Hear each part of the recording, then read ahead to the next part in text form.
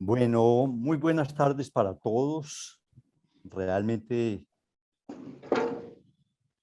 estoy muy contento y celebro de estar de nuevo con ustedes luego de esta suspensión que ya ha tenido un tiempo relativamente largo. Como pueden apreciarlos, estoy saludando desde un lugar un poco singular. Estoy en los Estados Unidos, pero regresaré pronto y me pareció de todas maneras bien que hiciéramos de todas formas la sesión a pesar de que estaba un poco desconectado de las actividades regulares.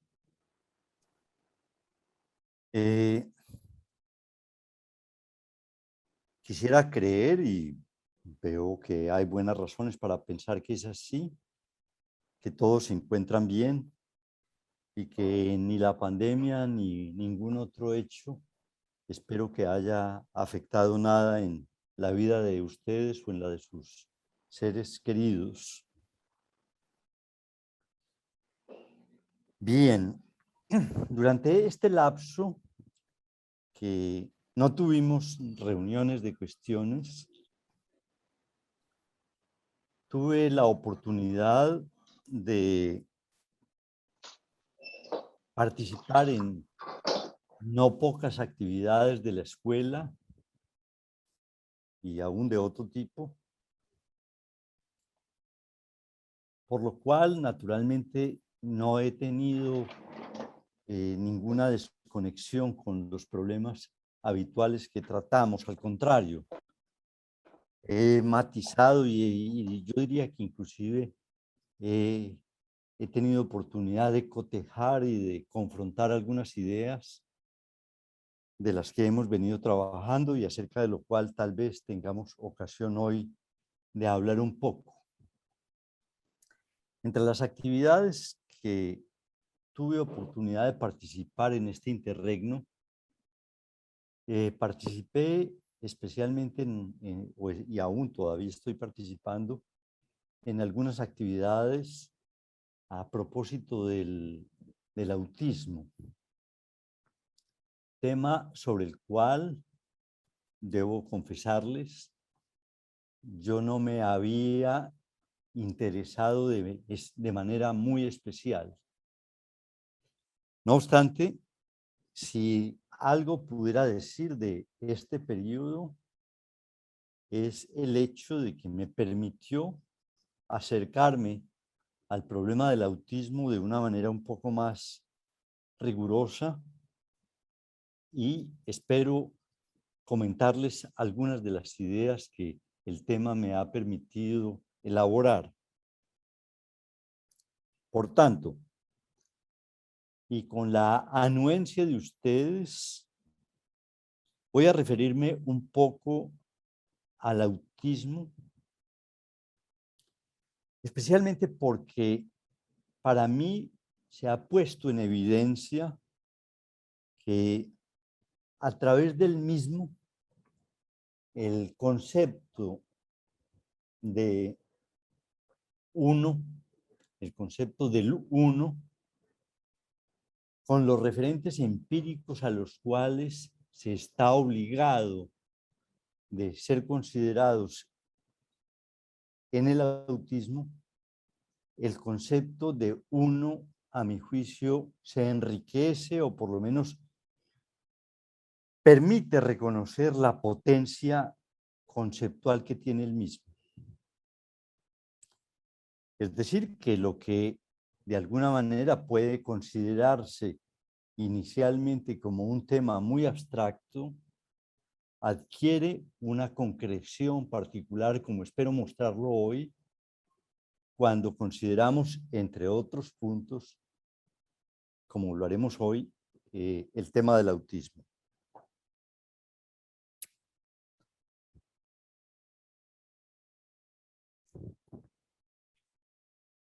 Desde luego, el uno no constituye un hecho que Lacan haya construido o elaborado a propósito del autismo,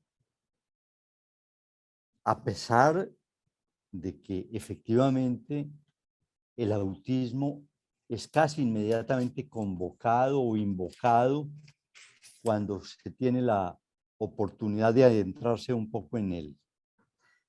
Pero hay que decirlo que para Lacan el concepto de uno tiene una profunda vocación práctica, contrariamente a lo que parece, y que a partir del mismo resultaría posible trabajar no solamente desde luego el problema del autismo, sino en general casi cualquier fenomenología humana, en la medida en que el uno está en el centro de muchos problemas de la vida humana. Asunto que espero intentar ir mostrando a lo largo de las consideraciones que voy a proponerles. Pero el examen del problema del autismo permite poner en evidencia algunos aspectos que voy a tratar de señalar hoy en forma un poco puntual. Voy a hacer, por lo tanto, una exposición en la cual trataré de referir uno u otro aspectos relativos al autismo, aun cuando mi perspectiva es la de avanzar en la comprensión del concepto y no solo avanzar en la comprensión del autismo. El concepto de uno ciertamente permite ser estudiado en forma abstracta, como de hecho, en cierto sentido, hemos hecho hasta el momento, pero vamos a tratar de situarlo con relación a algunos problemas específicos que plantea el problema del autismo. Desde luego, tendré como referente o como marco conceptual de base el curso de Jacaranda Miller, especialmente de el ser y el uno o el uno solo, aun cuando, como lo he venido haciendo, añadiré otros referentes que proceden, varios de ellos de Lacan y también de otras problemáticas, como les voy a exponer hoy. Ahora bien, en este interregno,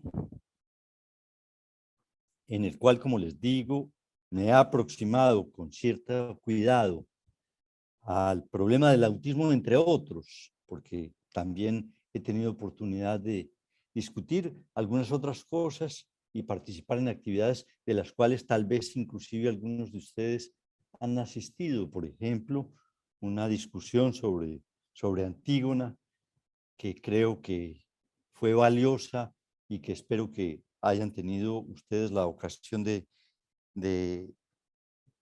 participar en ella. Pero en este interregno, por distintas razones, tuve oportunidad de conocer y de estudiar una conferencia de Heidegger. Una conferencia en la que Heidegger estudia el concepto de uno. Voy a referirme también a esta conferencia, pues considero que la misma aporta elementos valiosos para la comprensión del problema del uno. Así que podría decir que, usando una expresión de Heidegger, y además de la referencia a la conferencia de Heidegger, voy a considerar lo que podríamos denominar con Heidegger la mutua pertenencia, que es una expresión muy particular que examina Heidegger, la mutua pertenencia que existe entre el uno y el autismo. De todas maneras, antes de hablar de esa mutua pertenencia, permítanme decirles algunas cosas en torno a la conferencia de Heidegger.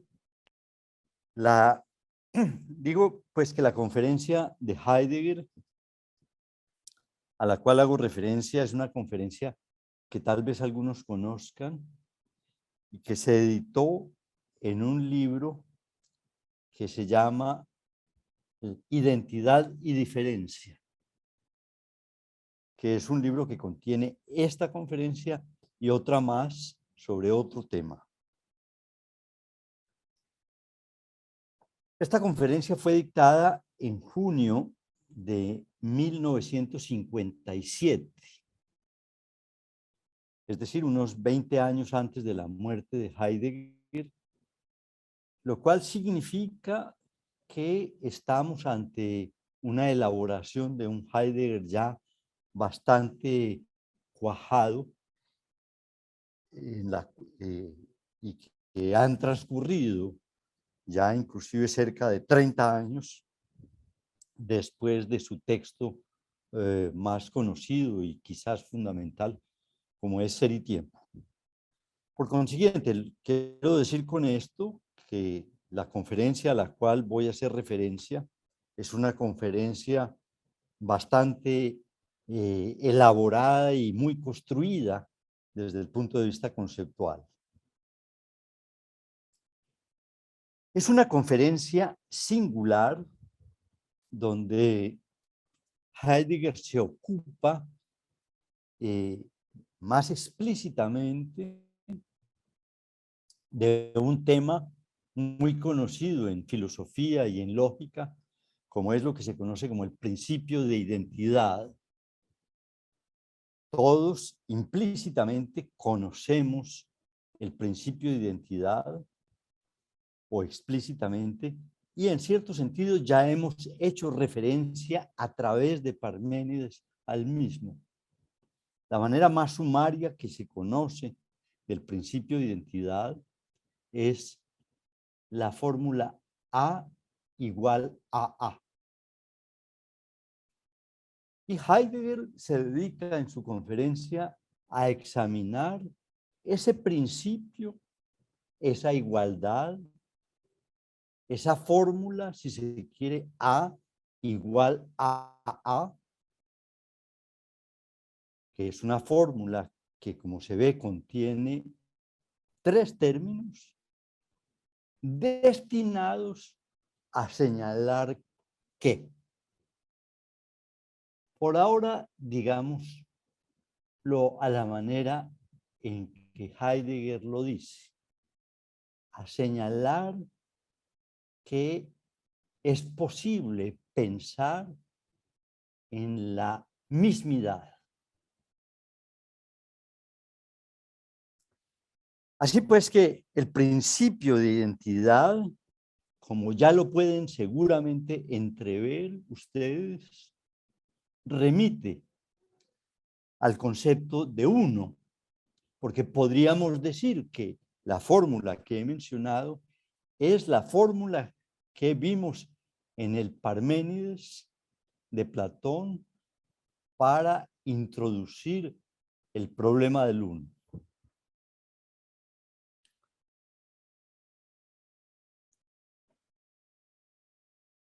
Aún teniendo en cuenta esto, debo indicar una rareza, o si se quiere, una curiosidad que hay, a mi juicio, en la conferencia de Heidegger. Y es que Heidegger no utiliza en ningún momento el concepto de uno. Y para referirse al mismo, utiliza más bien la palabra griega que empleó Parménides y Platón y Aristóteles y en general la filosofía griega, lo cual quizás sea conveniente intentar pensar, es decir, por qué Heidegger rehúsa, al menos en esta conferencia, a utilizar el término uno, pero sí habla del uno bajo el término griego que es el de to auto, de donde vienen muchas palabras en español, el auto, si se quiere. Cuando decimos, por ejemplo, autoerótico, ya estamos utilizando la noción de Parménides y Platón, y en ese sentido es un indicio que nos propone Heidegger para ubicar dónde se instala el uno. Por ejemplo, en lo autoerótico, en la autorreferencia, en las formas auto que emplea el ser humano. Muy bien. Heidegger, de todas formas, no rehúsa a traducir el término to auto de Parménides y lo traduce por una palabra alemana que el traductor al español, que es un traductor muy cuidadoso, el que hace la traducción de la conferencia de Heidegger, traduce por lo mismo. Es decir, to auto significa básicamente, aun cuando no únicamente, para Heidegger lo mismo. No voy a examinar en detalle todos los problemas que discute Heidegger en su exposición, ni a discutir por qué no emplea el concepto de uno, aun cuando sí debo señalar que utiliza un conjunto de sinónimos para señalar el sentido dentro de los griegos del uno que nos pueden ser útiles para pensar en forma más adecuada el uno. Así, al lado de lo mismo,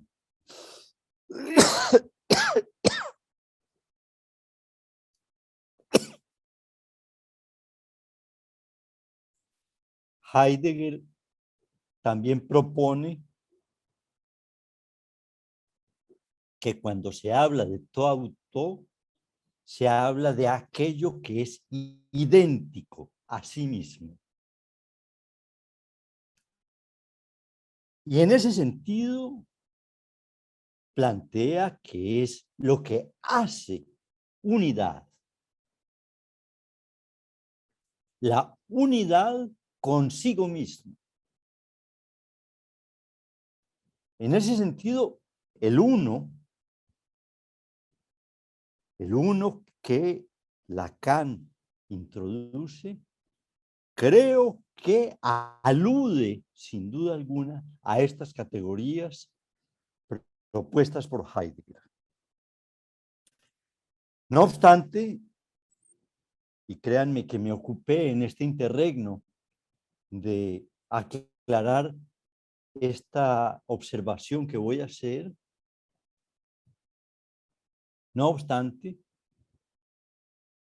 me resulta casi que sorprendente que haciendo una elaboración tan juiciosa por parte de Heidegger del problema del uno, ni Lacan, ni, ni Lacan, que era amigo en la época en la cual dictó esta conferencia de Heidegger, ni Jacques Miller, que es un conocedor muy riguroso de la obra de Heidegger, hacen referencia a la conferencia de Heidegger.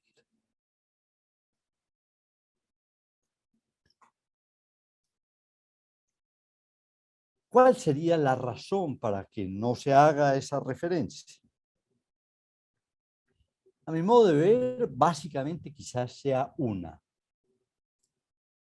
Y es que Heidegger llega en cierto sentido a la conclusión inversa al desarrollar el concepto de uno, a la cual llegan Lacan y Miller.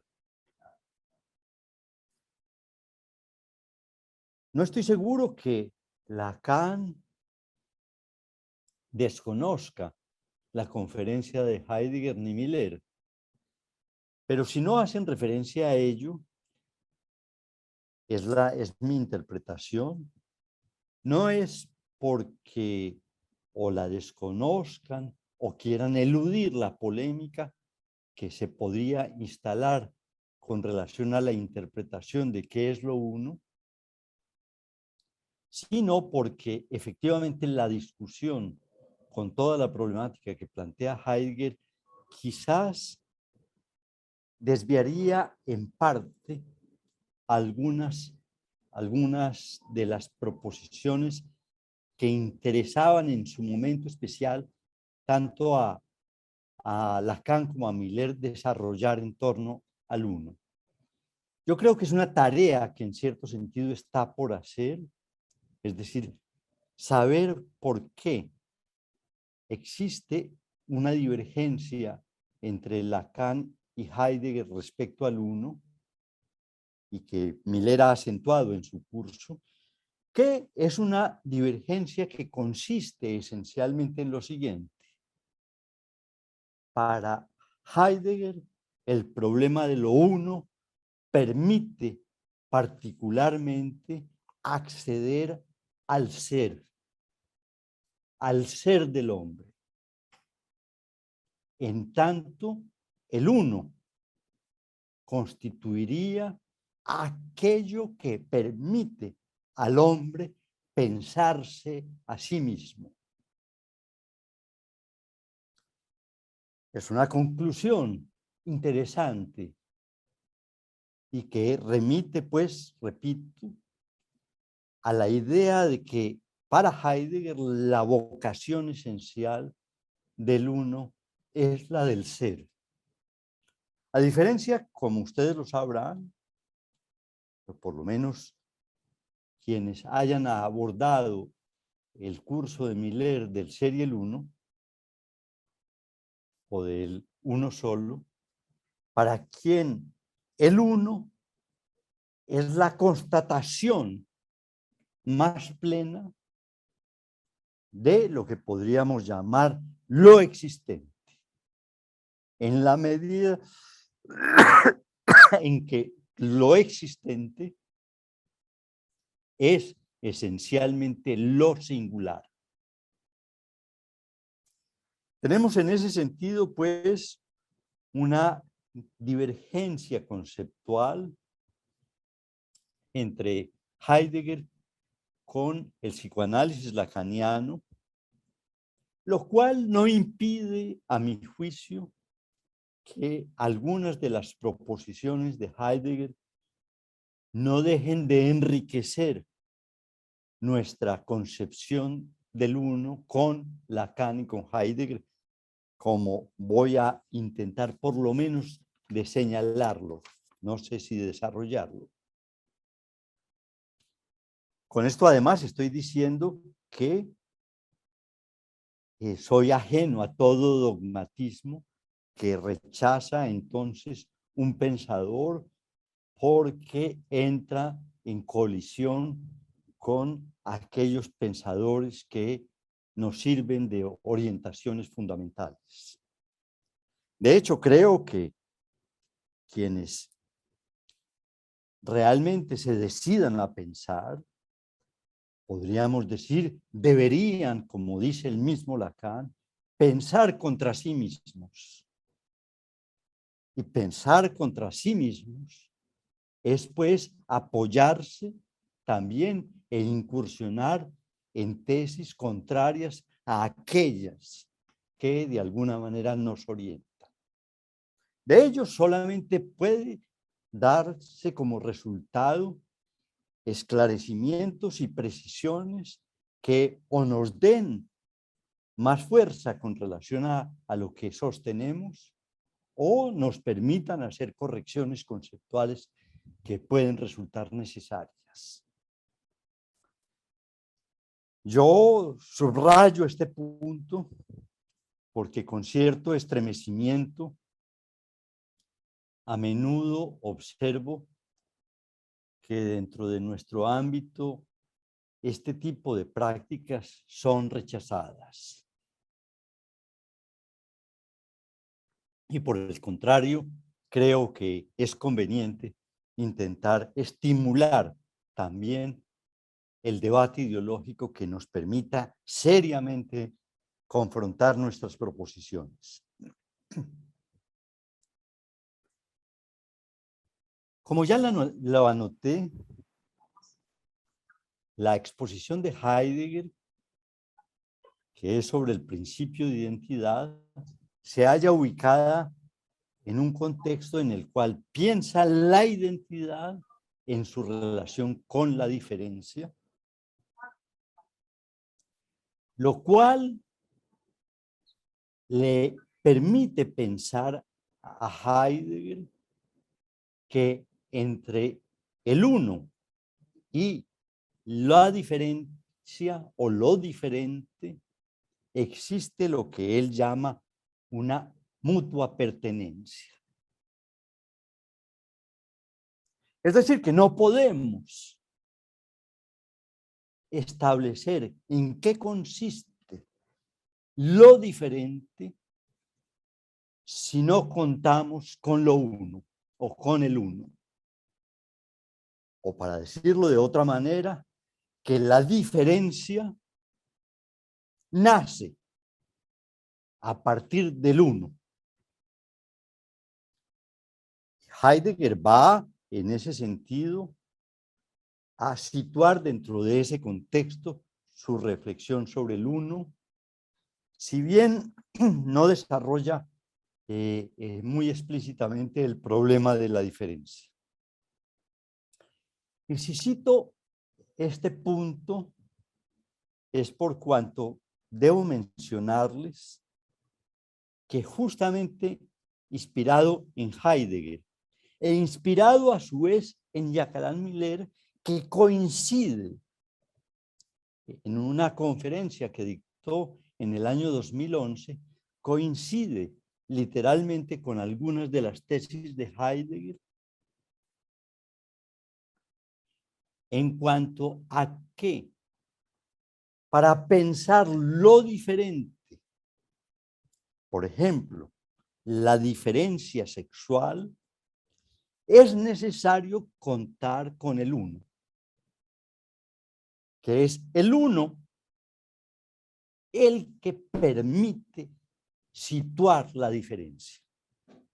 Y ustedes podrán en ese sentido reconocer por consiguiente ya la potencia que en cierto sentido es inconsciente, que tiene el uno como fuente del reconocimiento de la diferencia sexual, por ejemplo. Así pues que este problema, por ejemplo, de la relación entre la identidad y la diferencia, y que podríamos considerar con problemas psicoanalíticos, como el de la identidad sexual y la diferencia sexual, es un problema que es posible de ser considerado a partir de la naturaleza del uno. Así pues, creo que bastaría tener en cuenta esto que acabo de indicar para reconocer lo agudo y original, en cierto sentido, del trabajo de Heidegger, y no solo que esta conferencia esté allí para crearnos dificultades, sino también para hacernos avanzar en la comprensión de problemas fundamentales relativos al uno. Volvamos ahora al asunto del autismo y el uno. Y les dejo la inquietud, no es fácil de conseguir, la inquietud de que si pueden leer que la conferencia de Heidegger, que lo hagan. Está en este pequeño librito, que es una edición bilingüe, editada en Antropos de España, y que es una excelente traducción donde además está otra conferencia de Heidegger. Si la pueden conseguir sería muy interesante y nos podría permitir, como espero hacerlo en otra oportunidad, nuevas consideraciones sobre la forma en que Heidegger aborda el problema, para decirlo en sus términos, del principio de identidad, del cual Parménides, que Parménides hace vigente, y Platón y Aristóteles, a partir de el uno.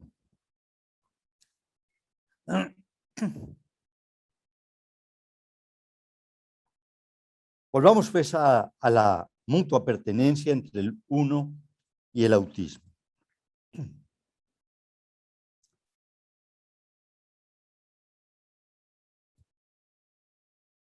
Creo que cuando hablamos del uno en términos de Lacan, es fácil de reconocer que el concepto de uno está destinado muy específicamente en Lacan a dar cuenta de lo que podríamos llamar el goce uno, o si se quiere, el goce autista. O dicho de otra manera, que el concepto de uno tiene como uno de los propósitos para la teoría y de la práctica analítica examinar el problema del goce sin el otro.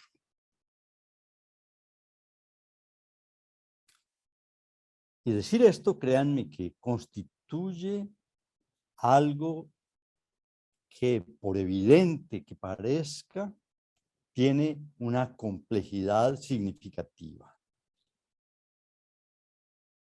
Pero si subrayo esto, es para destacar, como voy a tratar de mostrarlo, que el concepto de uno tiene un interés práctico, específico, en la medida en que hace visible una dimensión que constituye y rige al ser hablante, y que podríamos decir que es la dimensión de el ser un uno. Un uno solo que goza, y voy a usar la expresión de Heidegger, que goza de sí mismo. Y observen que digo de sí mismo más que decir consigo mismo. Es un matiz que les invito a que tengan en cuenta y con el cual podremos hacer quizás en otro momento algunos reconocimientos importantes. Creo que si algo entonces resulta evidente a partir de lo que acabo de señalar, es que el problema del autismo plantea el problema del uno, y que el problema del uno plantea el problema del autismo. Es evidente esto para quien efectivamente cuente con el concepto de uno, para aquel que de alguna manera sitúe la importancia y la significación que tiene especialmente el problema del goce en el ser hablante. Esto desde luego se hace evidente a través de esa larga tradición que permitió elaborar el concepto de uno, bien sea bajo estas categorías u otras. Y señalo esto porque Heidegger en su conferencia llega a hacer una apreciación que me dejó parcialmente sorprendido. Voy a leérselas porque me parece interesante la apreciación de Heidegger. Para quien tenga el libro, está en la página 67.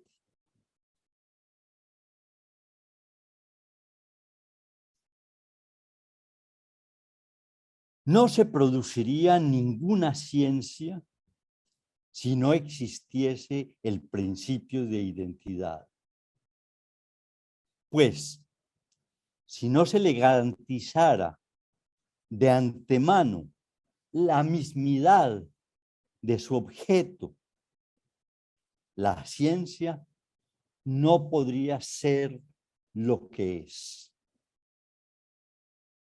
Mediante esta garantía, la investigación se asegura la posibilidad de su trabajo.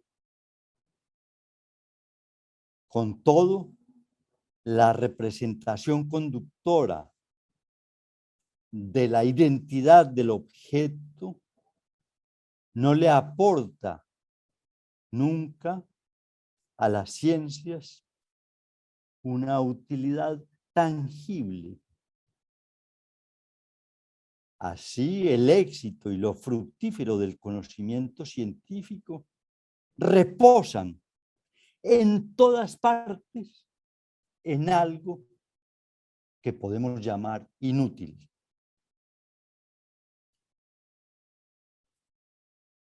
Y elabora ampliamente esta idea. A mí me parece esta afirmación fundamental porque creo que habría sido muy difícil acceder a reconocer y a aislar la categoría del autismo si no existiese previamente una garantía conceptual que nos hable de la identidad de lo uno, del uno. Identidad consigo mismo que particularmente la aporta, por ejemplo, el autismo, pero que podríamos decir que es necesaria siempre para todo objeto de conocimiento. Hay muchas reflexiones al respecto en la filosofía y en la lógica, pero ustedes pueden en este sentido situar efectivamente el problema. Ahora bien, esto que espero que para ustedes resulte claro e incluso ojalá de una cierta evidencia, no es de ninguna manera evidente para un abordaje del autismo distinto al que propone el psicoanálisis y que finalmente hace del concepto de uno el pivote para su comprensión, cómo son las muchas disciplinas que se ocupan del autismo sin que el problema del uno aparezca de manera significativa para ellos. Son abordajes que se hacen con categorías médicas, con categorías comportamentales, con categorías cognitivistas, que podríamos decir abordan el problema del autismo sin ocuparse más que de lo que podríamos llamar la conducta.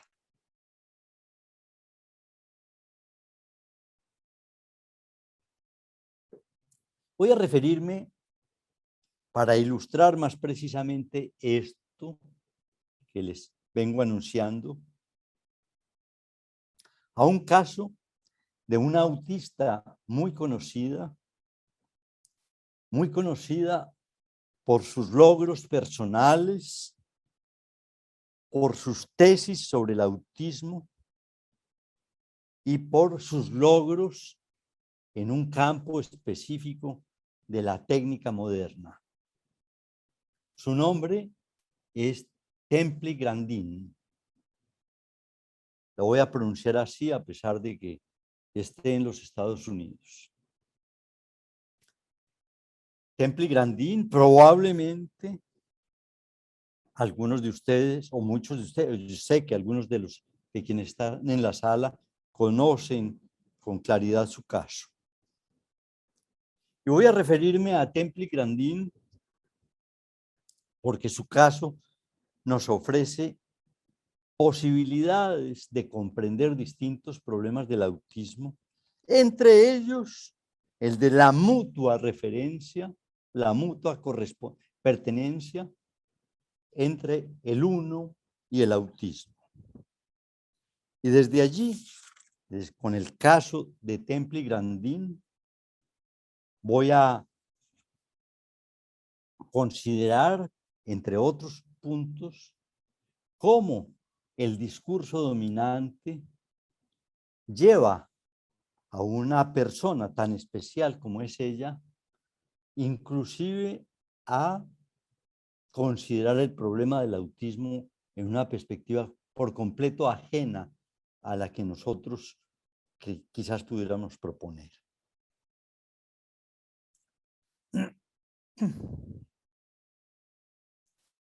Especialmente para quienes no conozcan a Temple Grandin, voy a reseñarles algunos puntos de su vida y obra que me parece que nos sitúan mejor con relación a distintos asuntos. Temple Grandin actualmente es una mujer que tiene 73 años y quien es muy conocida en el mundo por ser probablemente la primera autista que habló ampliamente acerca de su propio caso, como lo hizo especialmente en su autobiografía, aun cuando también en otros libros que ella ha escrito, y en la autobiografía que escribió cuando tenía cerca de 40 años, es decir, hace cerca de 37 años, 33 años. Y escribe ese libro, su autobiografía, con un título sugestivo, y es el de y ahí pueden ver una fotografía de Temple Grandin, que el libro se llama Atravesando las puertas del autismo. Y ella, en cierto sentido, atraviesa las puertas que la encerraban y que la encerraban esencialmente en un goce autista, goce que en cierto sentido nunca abandonará, aun cuando le podrá ser posible acceder a otras formas de goce, y que logra romper el encierro autista cuando consigue pronunciar su primera palabra a la edad de 3 años, es decir, cuando rompe por primera vez con su mutismo. Y a partir de ello narra en su biografía, comienza poco a poco a producir distintos logros, si los pensamos en términos puramente comportamentales, pero comienza a producir una cierta modificación en su posición subjetiva, en la cual el encierro autista no constituye, como ella lo pone en evidencia e inclusive lo señala explícitamente, simplemente una defensa de la cual goza en tanto autista. Y es una defensa que para ella, y decir esto es un monumento para la práctica analítica, un monumento en el sentido que es un gran problema a trabajar a partir del hecho de que construye o comienza a construir formas de goce que no son autistas, lo cual implica pensar una pregunta que veremos que para Lacan es fundamental. En ese proceso de avances en su relación consigo misma y de sus relaciones con el otro, Templi-Grandin logrará convertirse en una celebridad en los Estados Unidos especialmente, pero también en todo el mundo. He tenido oportunidad de constatar, ahora que me encuentro en los Estados Unidos, de constatar, por ejemplo, en algunas librerías, la profusión y la significación de su obra entre el público norteamericano. Es fácil encontrar ediciones populares por todas partes de los libros de Templi-Grandin, en la medida en que se ha convertido en un referente para médicos, para padres de familia, para educadores, acerca inclusive de temas distintos a los del autismo. Se puede señalar, pues, que hay que señalar que esos pasos de aproximación iniciales que va a producir Templi-Grandin, de aproximación al otro, son el resultado de la construcción de ciertos recursos que le permitieron vencer su angustia, y particularmente un tipo de angustia, que es la angustia que le suscitaba especialmente el contacto corporal con los humanos. Contacto que ella rechazaba y que tenía como centro especialmente lo táctil, aun cuando rechazaba también otras formas de contacto, privilegiando o encerrándose en el mutismo a no establecer contacto con el otro a través del lenguaje. Lenguaje que hay que decir que aún en su mutismo tenía cierta comprensión. En ese sentido, pues destaco 3 momentos de la evolución de Templi-Grandin. Una, la salida del mutismo. Otra, la construcción de ciertos recursos para vencer los temores, especialmente que le producían el contacto corporal con los humanos. Y finalmente, la producción de algo que me atreveré a llamar un verdadero santón, con el cual consigue estabilizar ciertas formas particulares del lazo social en ella y que le van a conducir inclusive hasta obtener un doctorado en psicología animal, que le van a permitir construir una empresa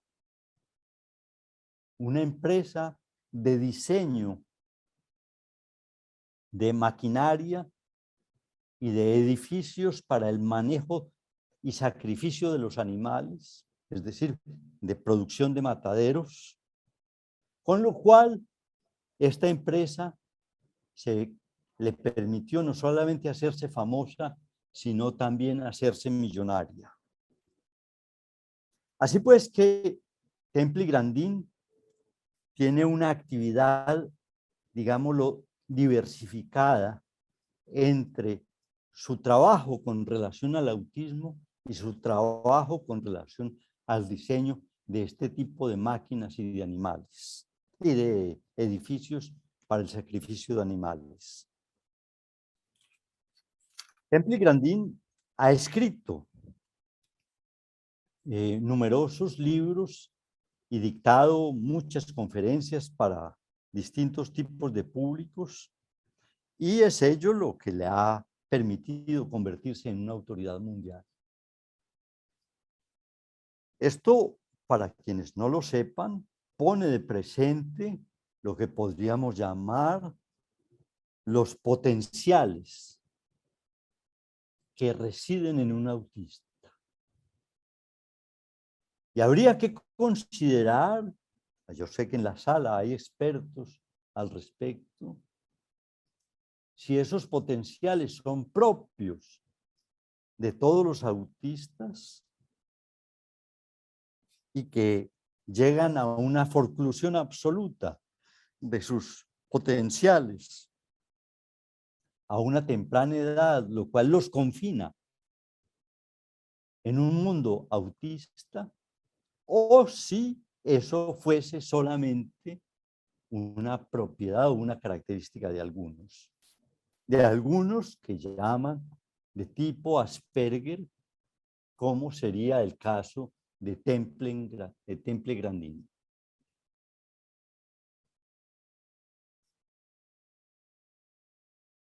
Yo quisiera subrayar, de todas formas, que la lectura de su autobiografía, por ejemplo, permite reconocer el lugar y la significación de la madre en la vida de Temple Grandin.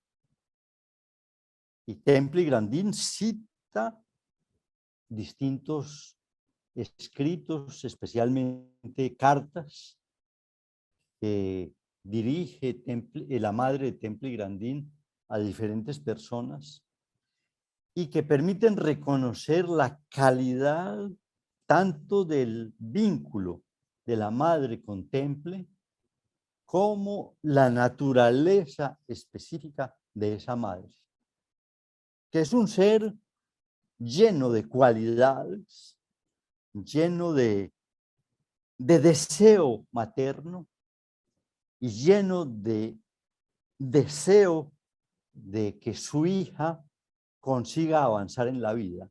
Y lo hace desde muy temprano, desde que prácticamente se da cuenta y percibe que Temple es una niña distinta, es decir, en el primer año de vida, cuando comienza siendo la madre de Temple, aún casi que una adolescente, puesto que tenía 20 años, y comienza a trabajar de una manera muy original, lo cual valdría la pena que fuera estudiado por aquellos que particularmente se ocupan del autismo.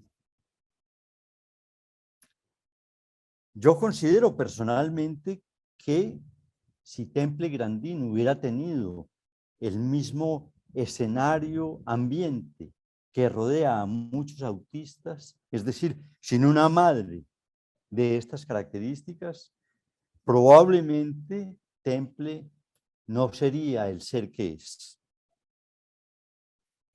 Este punto naturalmente admite distintos desarrollos desde el psicoanálisis, los cuales, hasta donde yo estoy enterado, no han sido hechos a partir del caso mismo de Temple.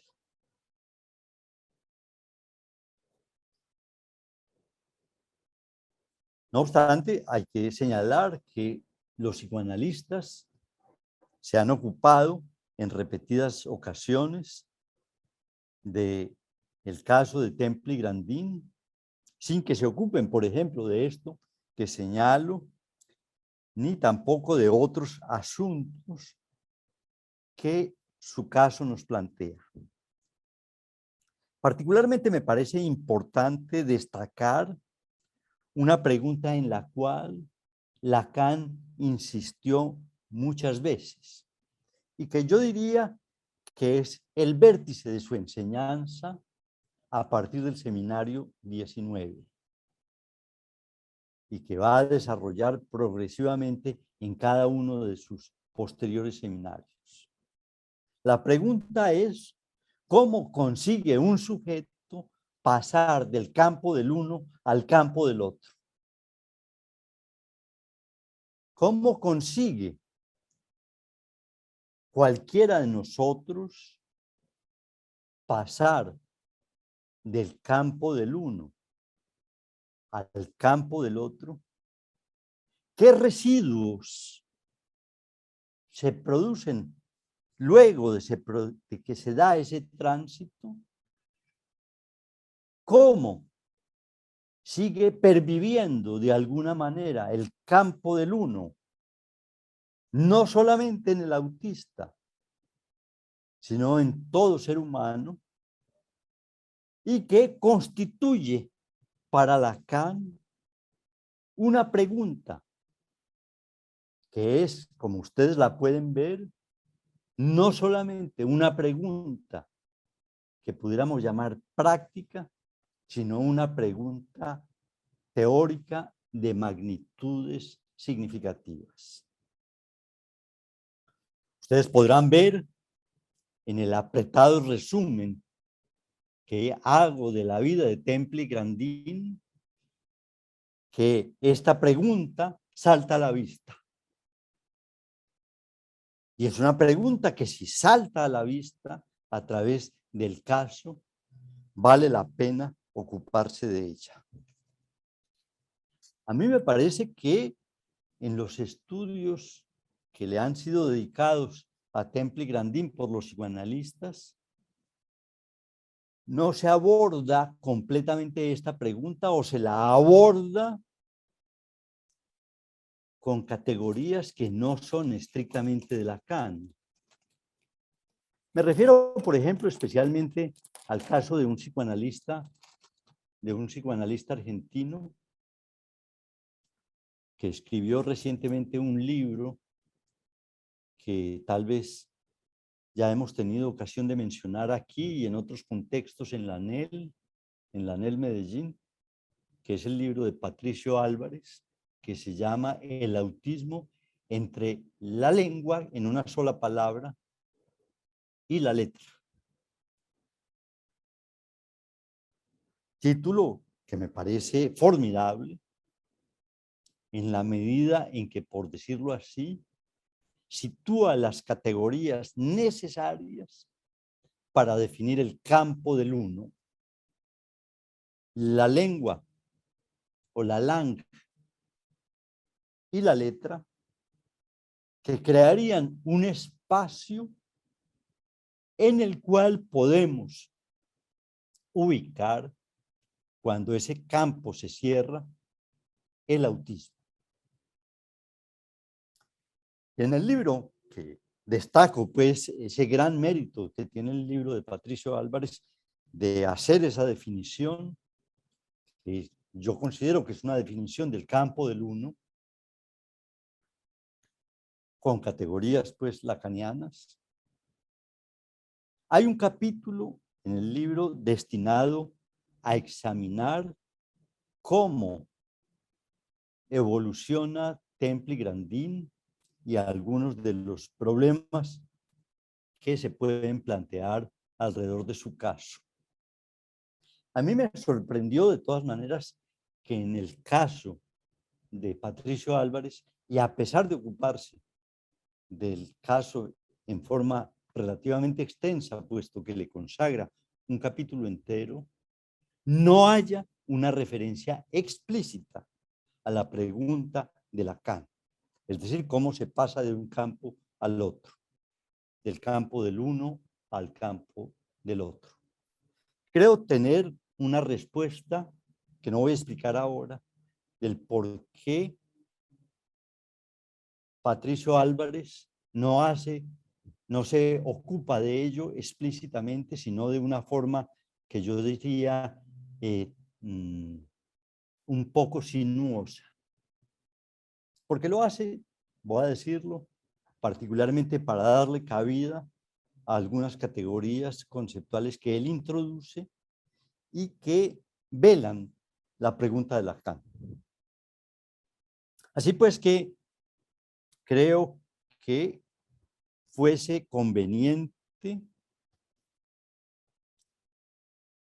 y es mi idea, conservar la pregunta de Lacan para examinar el problema del autismo. Hay otros autores que también se han ocupado del caso de Templi-Grandin que yo conozca, como es el caso de Éric Laurent. Probablemente el libro mayor de Laurent sobre el problema del autismo debe ocuparse más extensamente y probablemente de la pregunta en forma explícita. Sin embargo, en los artículos que he leído de Éric Laurent, que se ocupa del caso de Templi-Grandin, no señala explícitamente la pregunta de Lacan, sino que la toca bajo una dimensión que yo llamaría esencialmente fenoménica. Es decir, ¿en qué momento habló Templi-Grandin? ¿Cuál fue la primera palabra que pronunció? ¿Cuáles fueron las circunstancias que le rodearon? ¿Y cuál es el interés que tiene el señalar la naturaleza de la palabra que emergió? Eso me parece de utilidad como preámbulo para abordar la pregunta de Lacan. Pero ciertamente no expone un desarrollo acerca de la misma. Y señalo todo esto para indicar que, a mi juicio, estamos ante un caso, como quizás lo sean todos los casos en los cuales podemos precisar cómo un autista supera su mutismo. Estamos ante un caso muy bien desarrollado a través de la biografía y de las referencias complementarias que tenemos del mismo, para situar pues la pregunta de por qué algunos sujetos permanecen confinados en el campo del uno y por qué otros consiguen en ese sentido, para decirlo a la manera de Templi-Grandin, abrir la puerta que les permite acceder al campo del otro. Seguramente podrán imaginar que esta no es una pregunta, sin embargo, que se plantee Templi-Grandin, a pesar de los numerosos libros que ha escrito sobre el autismo y en los cuales tiene en cuenta su caso. No lo hace por varias razones. En primer lugar, porque su perspectiva teórica fue, a partir de un cierto momento, la de las neurociencias, la del cognitivismo y la de las terapéuticas comportamentalistas, que es lo que ella recomienda. Pero quisiera agregar al respecto el siguiente dato que me parece de interés para pensar ese problema en Temple y Grandin de la elección de las teorías de las cuales ella se sirve para explicar su caso. Cuando Temple y Grandin tenía cerca de 8 años, fue llevada a un psicoanalista y estuvo en análisis con este psicoanalista durante cerca de 2 años.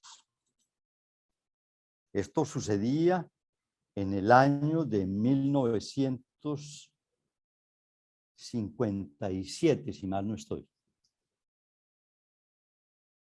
Acabo de darme cuenta que es la fecha también de la conferencia de Heidegger. Cuando fue llevada al psicoanalista, que era un freudiano radical, venido de Alemania e instalado en Nueva York, ya que Temple y Grandin inicialmente creció en Nueva York.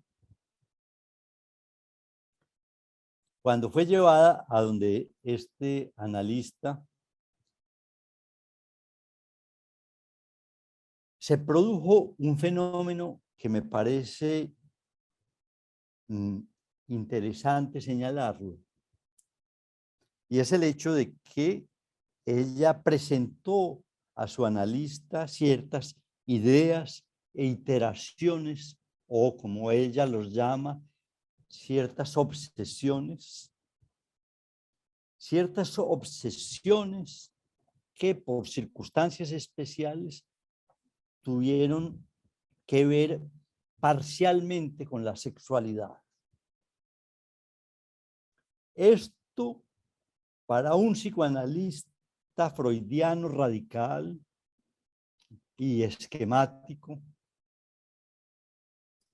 fue la ocasión de entender que posiblemente estábamos ante el nacimiento de algo que pudiéramos llamar una cierta aberración sexual en Temple y Grandin. Hay que decir que los conceptos de su analista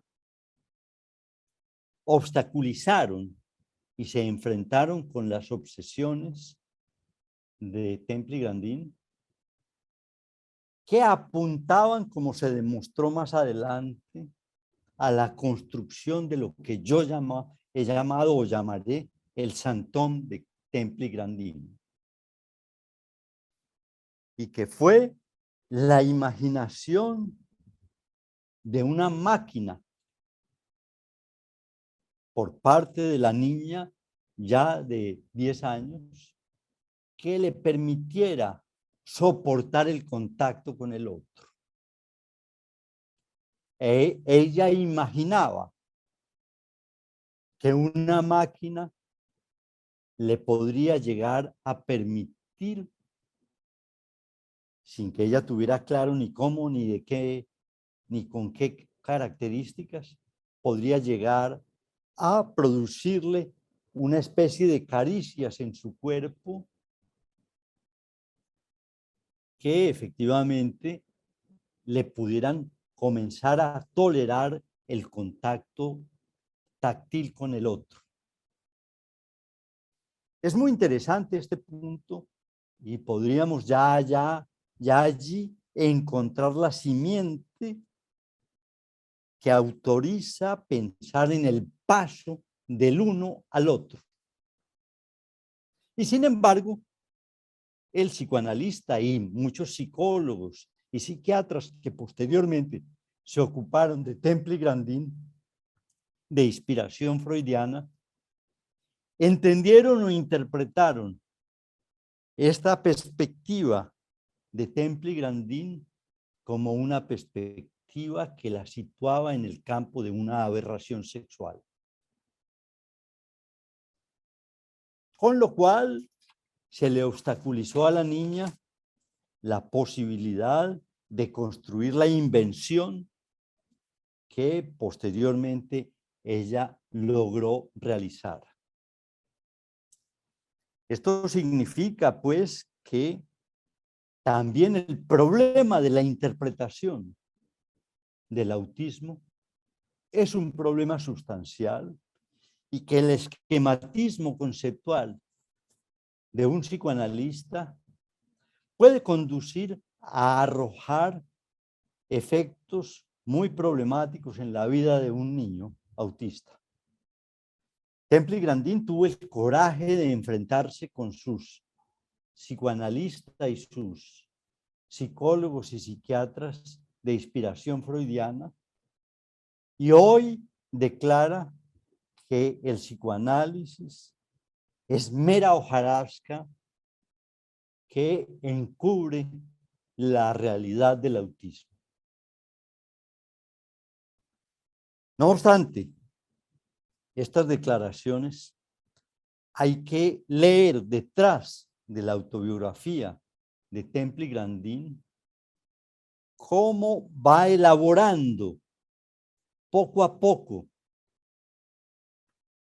la niña y posteriormente la adulta los elementos con los cuales ella puede hacerse a un lugar en el campo del otro y en ese sentido desplegar progresivamente sus potenciales y sus posibilidades. Voy a dejar por hoy ahí, simplemente insistiendo, como espero haberlo señalado, en que el autismo nos ofrece, pues, la posibilidad de estudiar el problema del uno y quizás con estas observaciones que hago acerca de Templi Grandin o también de Heidegger, nos preparemos para hacer un abordaje donde podremos situar no solamente, digamos, ese problema que acabo de indicar, sino también otros, como es si existe o no existe el lenguaje en el campo del uno, asunto que, por ejemplo, Patricio Álvarez niega y que creo que otros psicoanalistas igualmente niegan, u otros problemas que creo que serán de interés para ustedes y que espero tratar de desarrollar en nuestros próximos encuentros.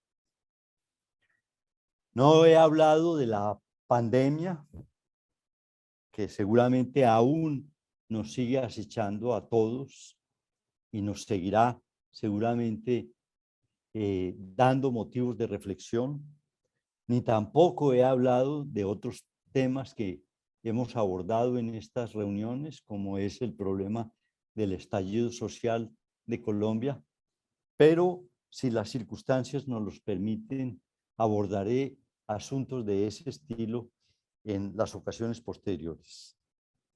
Los espero, pues, el primer sábado de septiembre y les agradezco su compañía y su presencia, que seguramente para mí es muy estimulante y espero que para ustedes esta actividad resulte igualmente productiva y de interés.